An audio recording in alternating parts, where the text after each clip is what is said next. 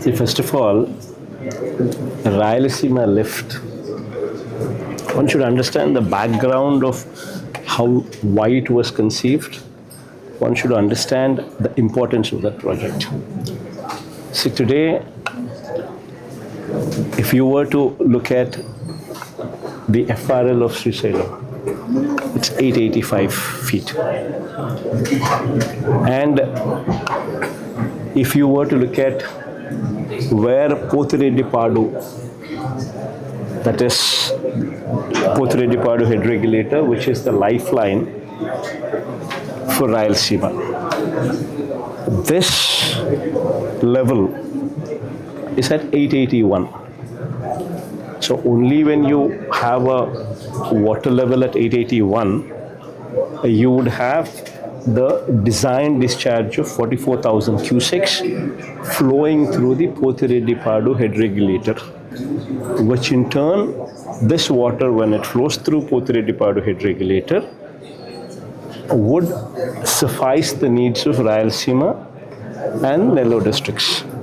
The entire Rayalaseema and Nellore district are dependent on the Pothredipadu head regulator, which gets operational only at 881 meters when the water reaches 881 feet. Whereas 885 feet is the FRL of Srisailam reservoir. Now this is the background.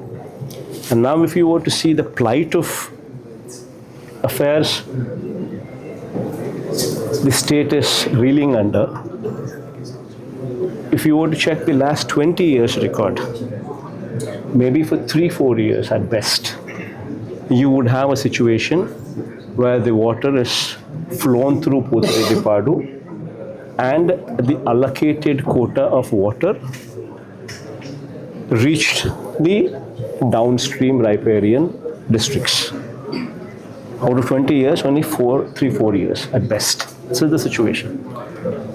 While the situation continues to be like this, where the flood days every year are being reduced, today you have only 20-30 days of flood at best per annum.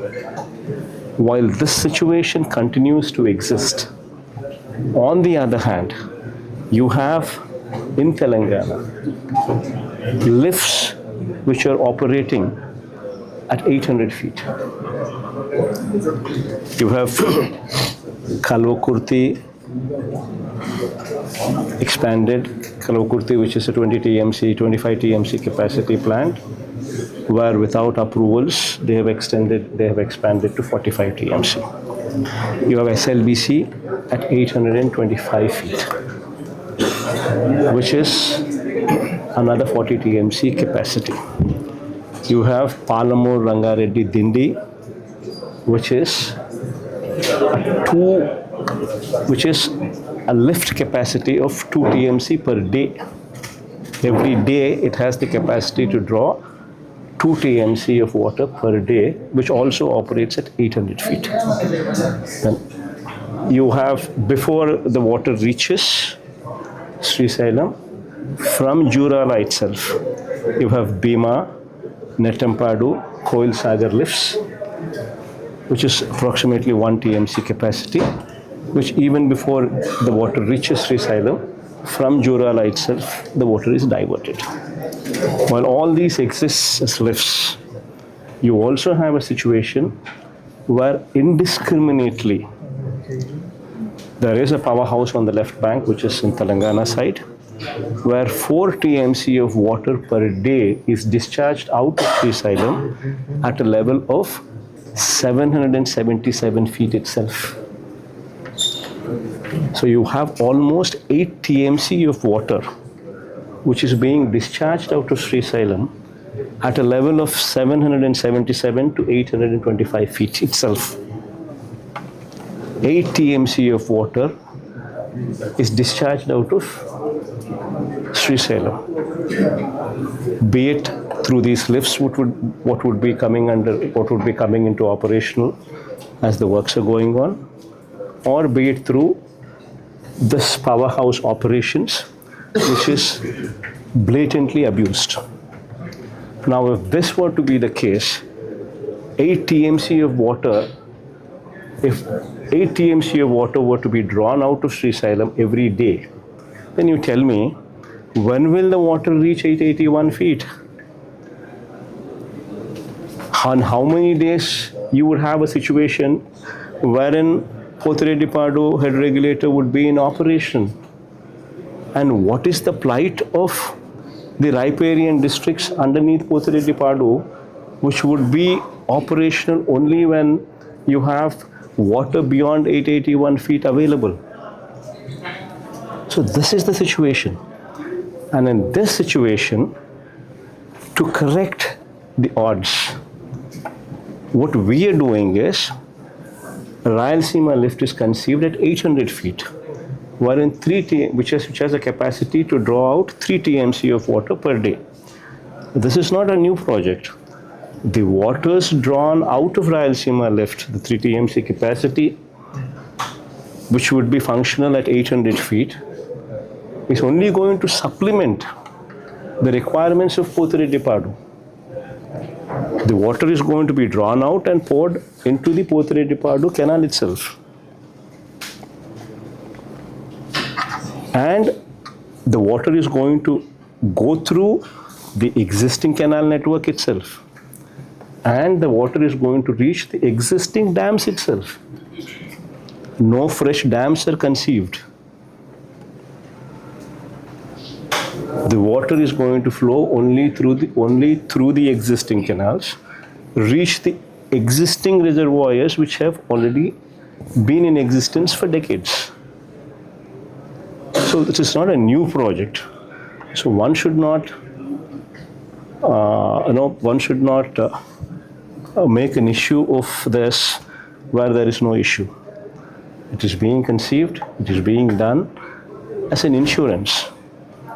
If this insurance were not to be in existence, then this indiscriminate use of powerhouse will never cease to exist. It's a capacity which is made available as an insurance. And this is very much required considering the situation. Whereas Chandrababu Naidu, who has least compassion for farmers, or least compassion for Rayalaseema area, is making a mockery of this. In fact, the Chief Minister of Telangana, there is a Congress Chief Minister. Unfortunately, look at the contradiction here. Telangana Chief Minister, who is a Congress Chief Minister, makes a statement in the Assembly saying that because of his good equation with Chandrababu Naidu, and upon his request, Chandrababu Naidu conceded and gave away Rayalaseema lift project, considering the relationship between the two of them, is what an open statement a Congress Chief Minister makes in the well of the House, in the Assembly. And Chandrababu Naidu and his Irrigation Minister here ratify the statement, rather than disputing the statement. Rather than showing Rayalaseema Reddy in bad light and saying, Rayalaseema Reddy, whatever you're saying is false and wrong, rather than saying that, Chandrababu Naidu and his ministers say, Rayalaseema irrigation project is waste. What nonsense is this? When this is the significance of this project, when this is the importance of this project, and everybody within the state of Andhra Pradesh is fully aware of the significance of the state, of this project, this man is so irresponsible and considers his relationship with Rayalaseema Reddy more important than the interests of the farmers within the state of Andhra Pradesh. In fact, if this project were to be operational, this would be an insurance for the waters to Rayalaseema. And if Rayalaseema gets the allocated sufficient water, then the dependence on Godavari waters which are coming into Krishna need not be taken to Rayalaseema. They can be used to stabilize the Krishna Delta here itself. So this is a project which is very important for the state, not only Rayalaseema alone.